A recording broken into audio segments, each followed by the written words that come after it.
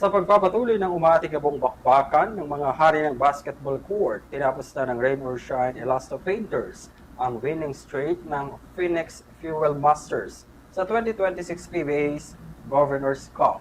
Balikan ang highlights ng kanilang tapatan sa Balitang Sports, hatid ni Sean Belmonte.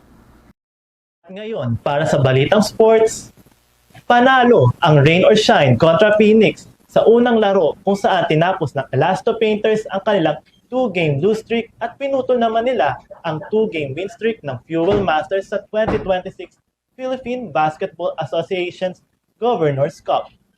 Lamang ng 7 points ang Elasto Painters dahilan upang makapasok sa payoff period na may score na 80-73. Ngunit agad namang bumawi ang Phoenix sa pamamagitan ng 6-0 run sa fourth quarter nang naglapit sa score nila na 80-79. Wagi ang Elasto Painters sa score na 105-98 dahil kay Aaron Fuller na nagbigay sa kanilang ng 19-5 rally.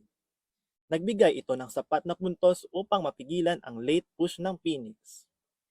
Nagsilbing debut match na rin ng dating kapitan na si Gian Mamuyak ang laban matapos ang nagdaang trade.